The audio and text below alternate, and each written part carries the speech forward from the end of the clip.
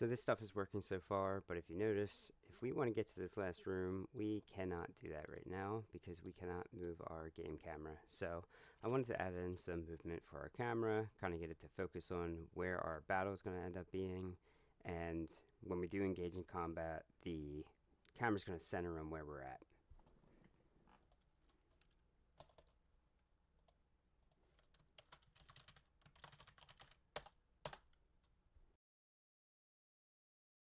So I'm thinking that we're going to need to know how fast the camera can move. We're going to need to know the boundaries that the camera has to stick within. And then I also think it would be cool to have the camera zoom in and out, kind of like how Fallout Shelter does it.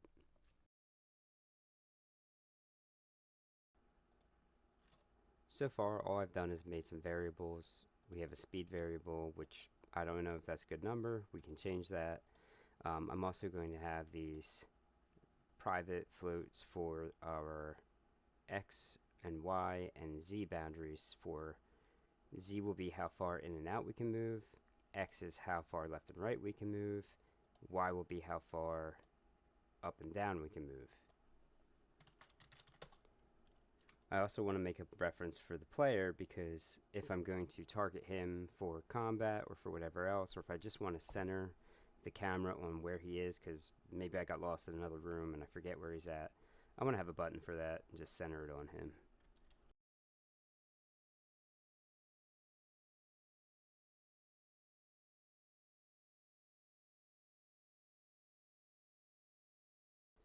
I added in this update method here, and it has an input that get mouse button 1. 1 should be the right mouse button. We're going to test it in a sec and make sure. And then we have our two floats here for move X and Y, which do use the old input system, which is I just have input.getAxis, move X, mouse X and mouse Y, which defines move X and move Y, which we plug into our transform.translate. And basically, the transform.translate is telling our camera which way to move. So to break it down more simply, because that sounded kind of complicated, transform.translate will move our camera, but it has these parameters to define how it's going to move. So our first value is the x. How does the x value move our object? And we define that by telling it our mouse is, whenever we move our mouse, move the camera the same way. But we don't want it to always do that, so we have it so that the mouse button 1 has to be held when we do that. So let's give that a test and see if it works. Let's also add the script to our camera here. And we still have these boundaries to define, so let's try to get that set up real quick. And I can do that just by saying I don't want my camera to go further than here, which is -6.2. And then I don't really want it past here, which is 29.1.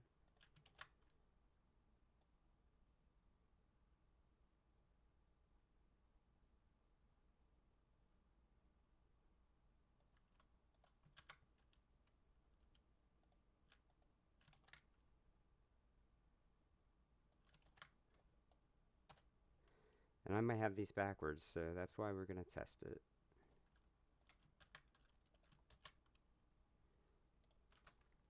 Alright, let's see. I'm going to hold my right mouse button down. It looks like our boundaries don't do anything because we didn't define that yet, so that actually makes sense. But you can see I can move my camera around in the gameplay camera, or gameplay mode, and I can tell my character to move to that last spot. I can see him.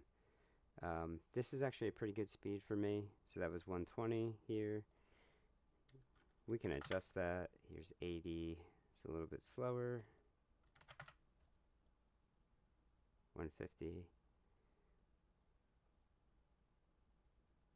Great. So let's get these boundaries working. So what I just did here is I've told it that if this object's position is less than the boundary x minimum, then it's going to stay at that boundary x minimum on the x value of this vector 3. So our position, if we keep trying to go left, it's going to say I've reached 12. If I go over 12, I have to go back to 12, or whatever this value ends up being. Now these values here are just saying whatever the current y value is fine, stick with it. Same thing for z.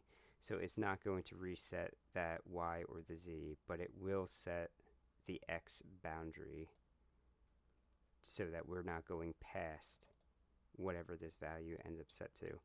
And I'm going to create the same thing for the x max, the y min, and the y max, and it'll be a little bit different. So I changed just the symbol here for greater than, and this is the boundary x max, which also matches the x value here in our new vector 3. So you can see for the y position here, this one's a little bit different. We're changing this second value, so the vector 3 goes x, y, z. So it makes sense that when our position y is less than this, we are adjusting just that y value, and the x will remain at whatever it's set to. And these two if statements, they do work together. So if we are pressing up and left at the same time, it will say, hey, I'm now less than boundary x min, and I'm also less than boundary y min. So it's going to set both of these, and we're not going to be able to have some type of weird bug or weird conflict where like it will only detect the left or it will only detect the up. Now let's see if it actually works. So I did make a mistake here. It is not transformed that position x or y here.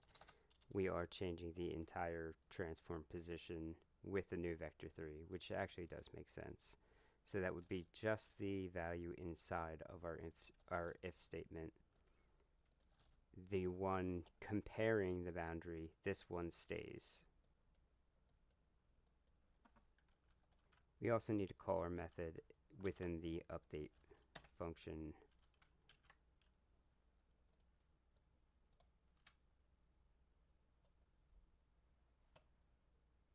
So I'm trying to zoom up and right. I can't get past that point. Down and right. That looks pretty good. So if I'm up here and I want to quickly get back to my character instead of scrolling through and trying to find him again and recenter, I just want a button to be able to do that. So I want to set it up so I'm just using the middle mouse click to center on him. And maybe we'll set like maybe a little bit of an offset so he's still a little to the left.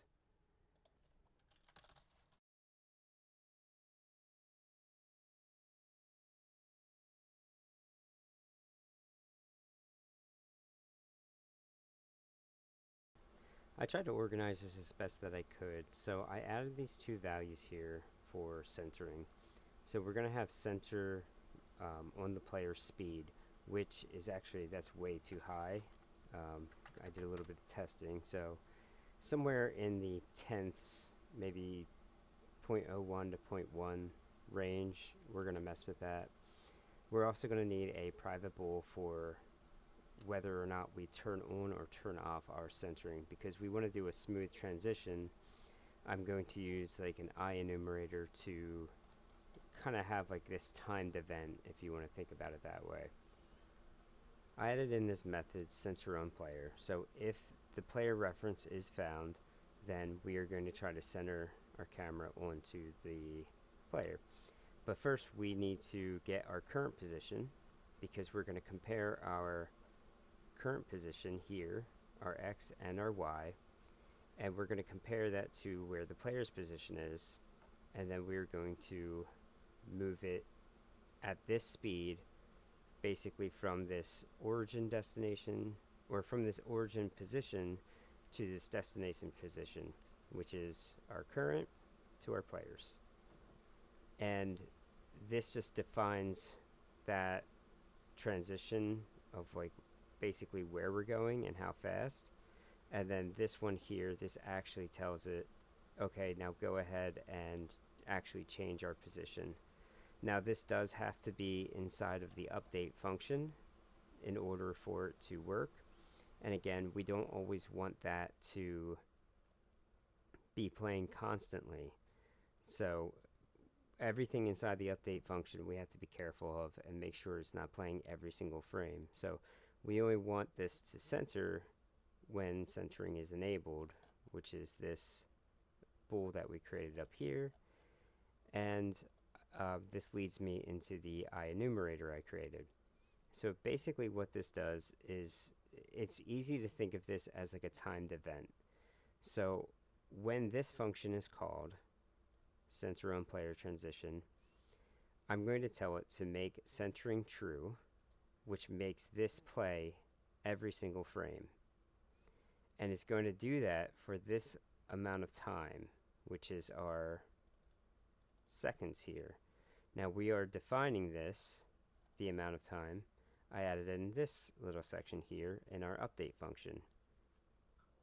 It is a little bit complicated, but I'm going to do my best to explain it. So how this works is we have our input.get mouse button down 2. So 0 is our left mouse click, 1 is our right mouse click, 2 is our middle mouse click if you have that little scrolly wheel in the middle or however your mouse is set up. You could also set this as like spacebar or C or whatever button you want. That's what I'm using. So when that button is pressed down, so it's just the click, it's not holding down the button or releasing it up, it's just when it gets pressed down, it's going to start this coroutine. And right now, that seconds I was talking about, I have that at 1/4 of a second, 0.25. So within 1/4 of a second, we are going to have this enable and then go false. So let's see how this looks. If I hit play, I'm going to move over here, I'm going to click it, and this looks really good, but I'm not reaching my target. So I could do two things. I can change my speed variable that I set from 0.01 to 0.05. And now I'm definitely reaching my goal. But if we're on a bigger map, I need to keep in mind, will I reach that destination? The other thing I can do, I can go back in here and we can adjust how long we're going to take to center our camera. So half a second might be too long, but let's check. So we're back at 0.01, sorry, didn't save it yet. And so that might be a better result. It looks pretty nice, but it doesn't reach the destination. So I could try 0.025. Let's get to our top right corner, and we're reaching that destination. So something else to keep in mind, that the longer you have this timer here, that's the amount of time that you're locking your camera so it can't do anything else. So if I try to like move my camera around, I can't do that while I'm centering. Like it conflicts with itself. So that's why we don't want to create like a 3-second timer. So let's see what would happen if we did that.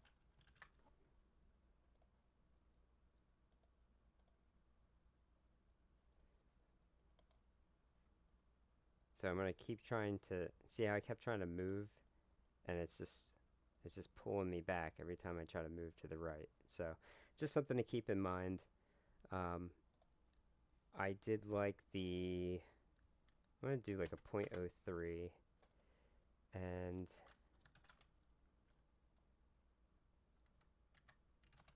I'll do 1/3 of a second and just see how that looks.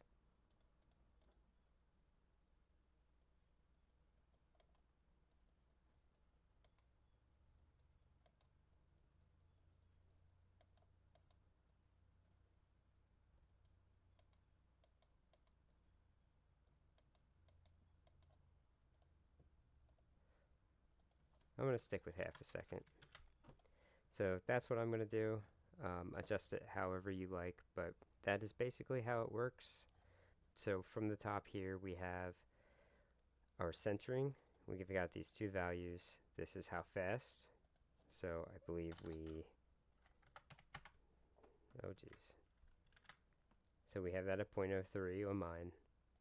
We have our centering value for true or false for actually turning that on. This is the update function here, and this is where we have our button to start that coroutine, to turn the button, to basically turn our on off switch for if we're centering. So I have this as middle mouse button, starts that coroutine for this many seconds to enable centering. Centering starts to run this method, and since it's in the update, it's going to continuously run this every frame for this many seconds until this turns false.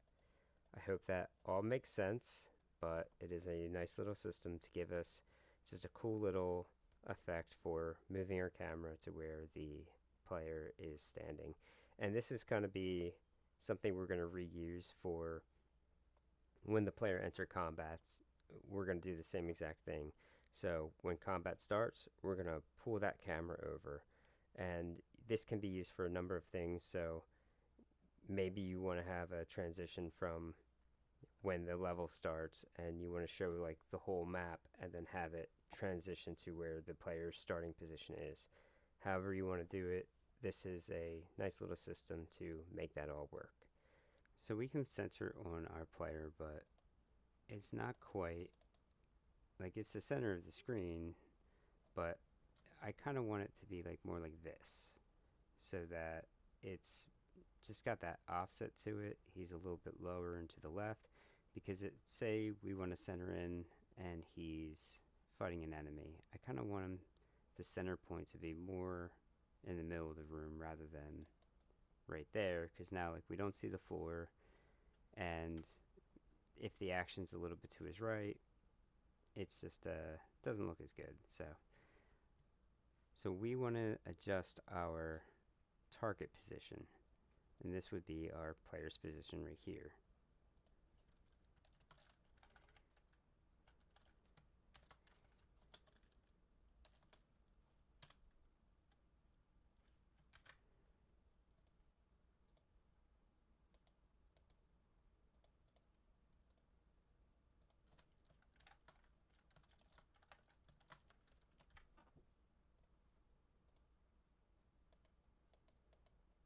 So you can see that now we're kind of on an offset, and we could just put the numbers in here, but we could also create another variable for like player offset, and that's not a bad idea to do, because then we can control things a little bit better inside of the interface.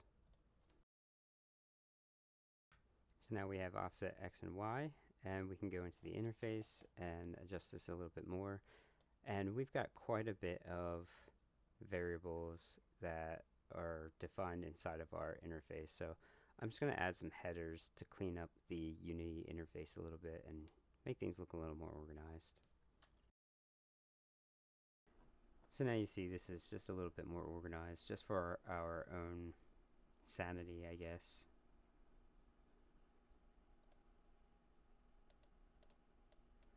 And this helps to having these variables here, because now I can kind of play test this a little bit more and see 4 is way too high.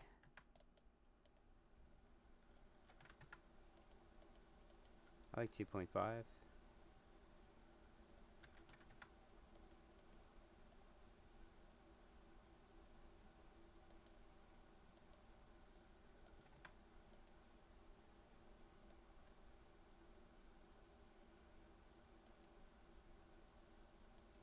So I like 3 and 2.5. That works for me. So when I leave, I gotta make sure I update it here and hit save. So I created this zoom function here. I'm calling it inside the update, and I'm just testing right now to see what our values are actually going to be. So if I scroll up or down, I'm hoping it will give us different values, and then we're going to use that to try to make the camera change.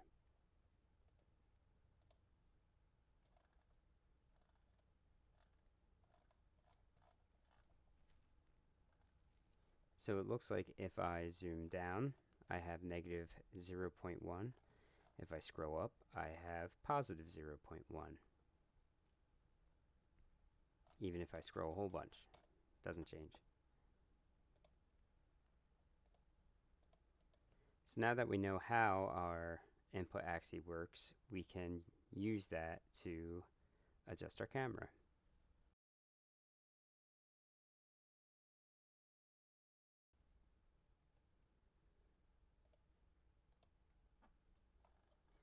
Now you can see we can scroll in really slowly and scroll out.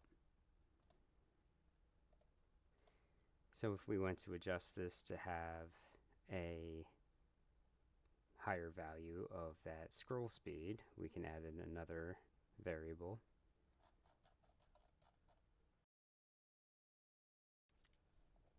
So this is just a really simple system. So basically we're just taking our current position, we're keeping X and Y the same, and then we're going to add our scroll value, and we're adding for both here, which might seem a little bit odd, but when we did our test we saw that if we did scroll down, this is a negative, so we're adding negative 0.1, and up here if it's positive, we're adding positive 0.1. So this should work, and then we're going to multiply it by our zoom speed.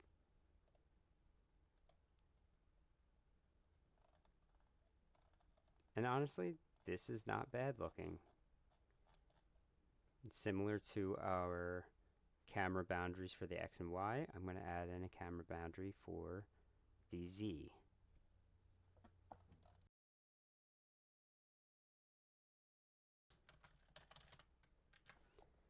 So just like we did before, I have this adjusted for the Z axis. We're checking our transform dot position Z, and if it is less than our minimum, we're not going to change X or Y, but we will reset the Z to whatever that minimum value we set. Same thing for if we go over our max boundary. We're not going to adjust X or Y, but we will reset Z to whatever that max value is.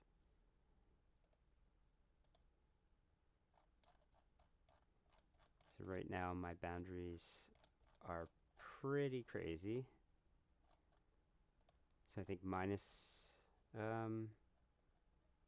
let's see, maybe right here, minus 6 is good. We're at negative 20, so that's actually not bad. I'm fine with that, and we should actually go full screen when we do this. So I might even want to come out a little bit further, because once we're in full screen, our perspective's a little bit different. So I think that looks good, and that's negative 7, so I think the 6 was fine too. And I don't mind actually going out a little bit further and kind of moving my camera around. I think I will adjust the speed a little bit too.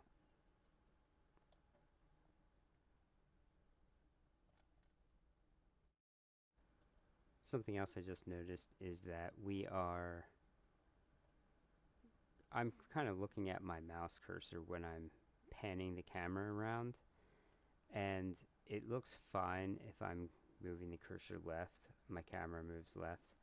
I think it should be the opposite. So when I move right, I kind of want to be moving the world to the right rather than my camera, which is kind of like a weird perspective thing to think about, but try putting your negative into your speed and see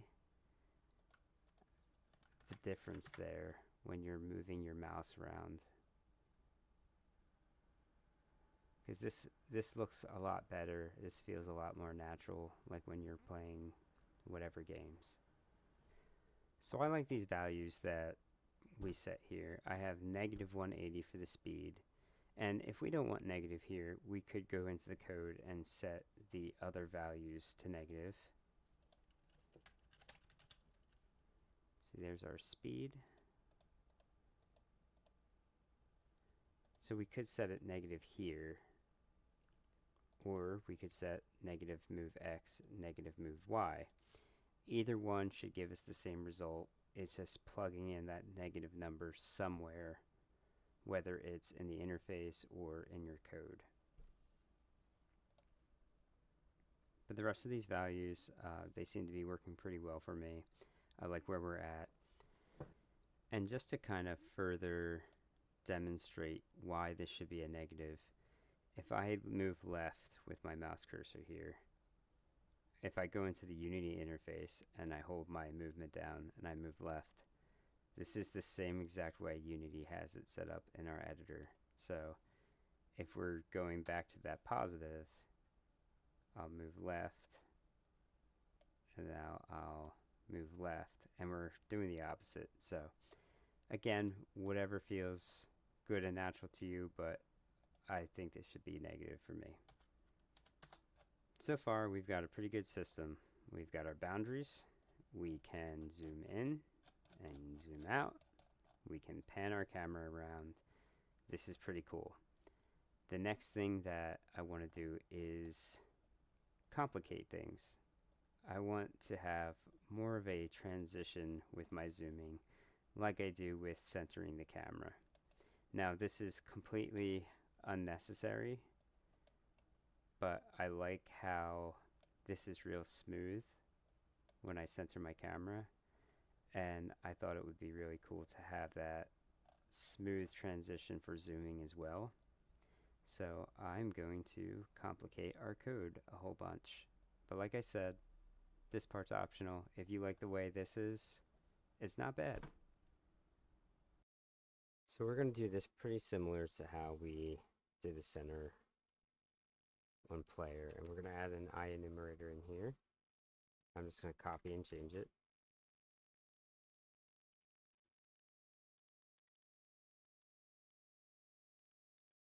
I'm going to create a bool for zooming and stick that up top.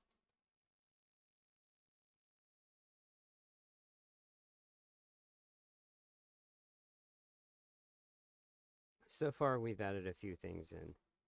We made it so that if we scroll up or down on our scroll wheel, we know it's going to become either 0.1f or negative 0.1f. So there's going to be a change.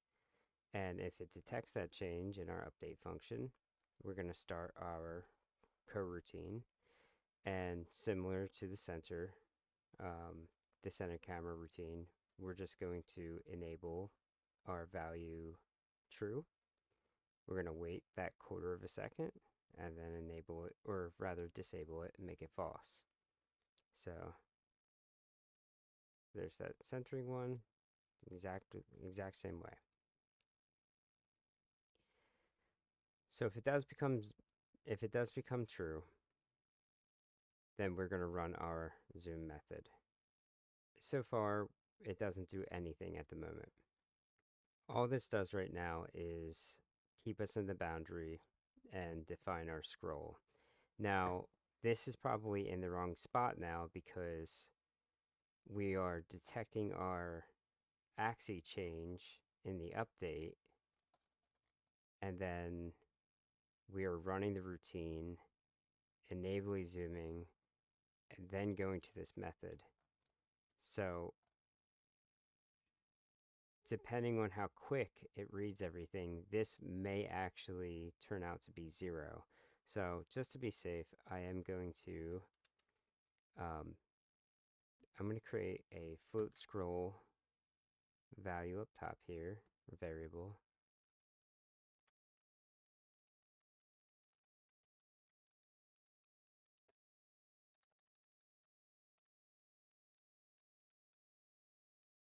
Make sure it's 0 by default.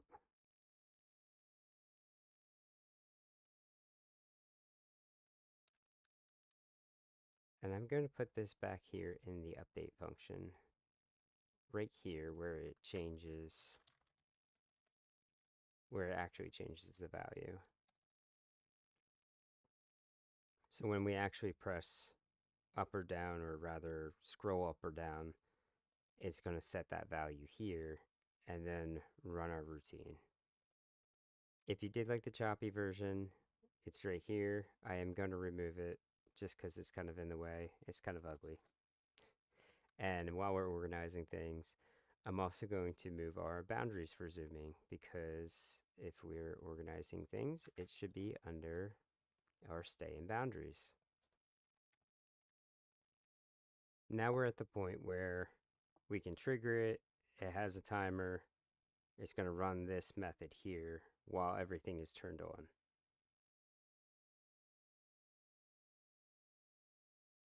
Okay, if we copy what we're doing in the other one, this is kind of like the point where things start to get a little bit different. So this transformed by position, we know this actually moves our camera.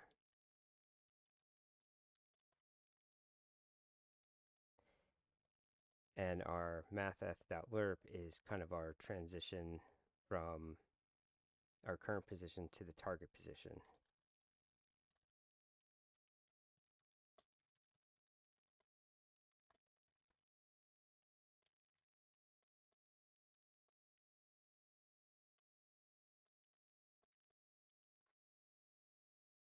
So we have to think, what is our target position? So where do we want the camera to go when we scroll in or scroll out?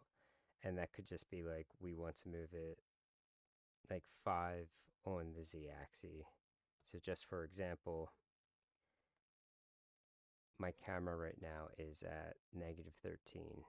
So if I move it to -8, that's that difference of 5. So let's stick with that for now, just as an example. And this is just going to affect the z-axis. So that's all we're focusing on right now. We're not trying to do another vector 3 for a whole transform. We're just using a float value.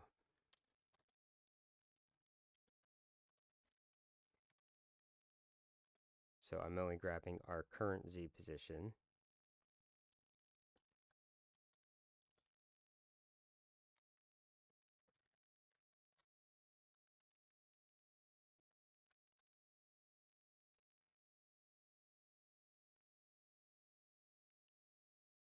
And when I multiply it by scroll, what this does is it tells me that, say I am at, my current position z is at -13. When I scroll out, I'm multiplying it by another negative, so that'll become positive. If I zoom in, the number will remain negative. So instead of having a argument here or if then statement that says, like, if you're greater than 0, do this, if you're less than 0, do this, we can kind of have it built in to just compare, is it a positive or negative value in our calculation. So whatever that is, it will affect this, if that makes sense. Now I like to put in variables, so maybe instead of 5, we turn this into something called like zoom strength, which means we need to add a variable at the top as well.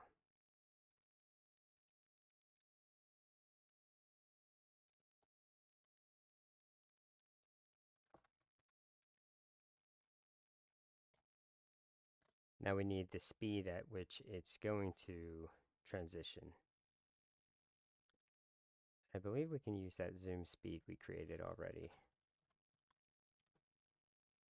I don't think we're using that for anything else since we modified our code. Yep, looks good.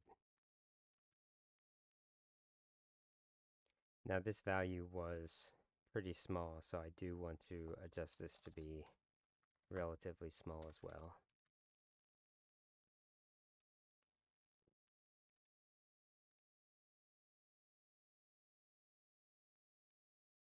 And this is not quite what I'm looking for here. Let's see what's going on. So we're either going from 0.5 to negative 0.4.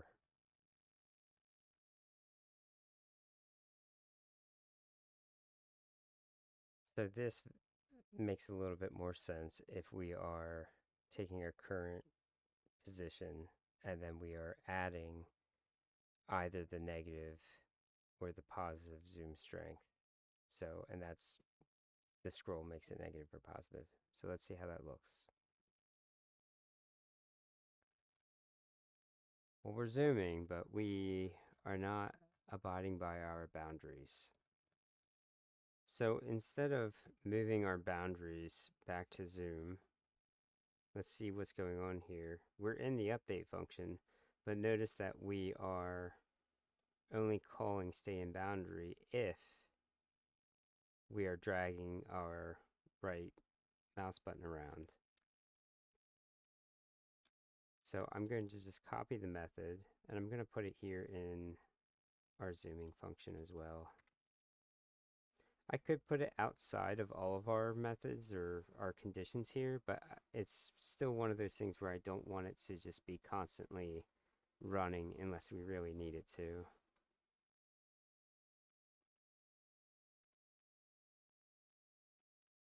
There we go. Look, now we are stuck within our boundaries.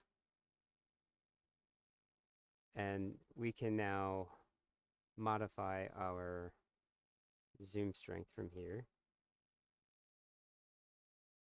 So I found some values that look pretty good for me. I set my zoom speed to 1 and my zoom strength to 0.5.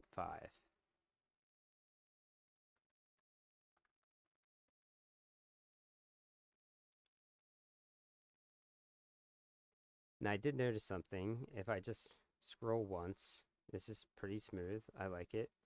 But if I scroll a whole bunch, like just in the same direction, I'm getting kind of choppy. It's a little bit broken up.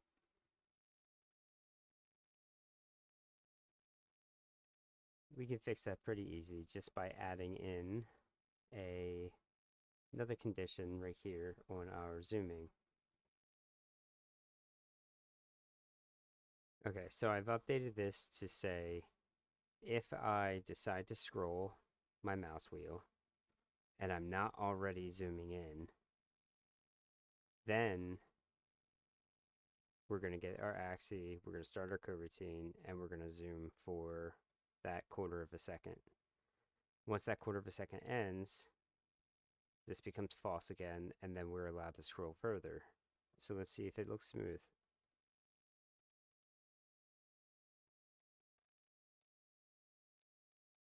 That looks really smooth. That looks a lot better than what we had. So we can pan around, we're in our boundaries. We can zoom in and out within our boundaries, and we can center our camera to where our player is. But I want the camera to follow my player when he goes to another room, because I don't want the player to have to click over here, manually drag, wait for him to get there, center, whatever. It's just kind of annoying. It would be cool if the camera just went to where he's actually going or followed him on his path to where he's going. And we kind of wrote most of the code for this already. So this next part's pretty simple. So let's go into our player movement script and we're going to make a reference to our camera. We're going to make a reference to the camera manager, not the camera. We just added our reference for, we have the camera manager value. We define that with our component, which we find by getting the game object with the tag main camera. So then we are going to use this reference when we're moving our character. So we already built this system here to start moving the character and to stop moving the character. Well, I want the camera to follow the player that whole time that the player is moving. If we look back in here, we have a centering value. So what happens when our centering is true? We center on the player, and it's going to look at our current position, look at the player's position, and it's going to go there. So we already have this whole system built out.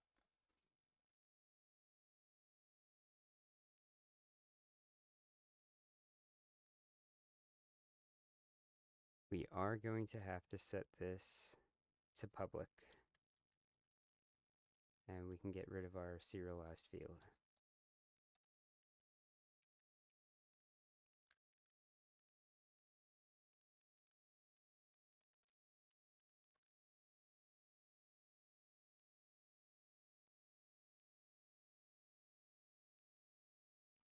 So if I hit play and I try to move to a room, you can see we're centering in.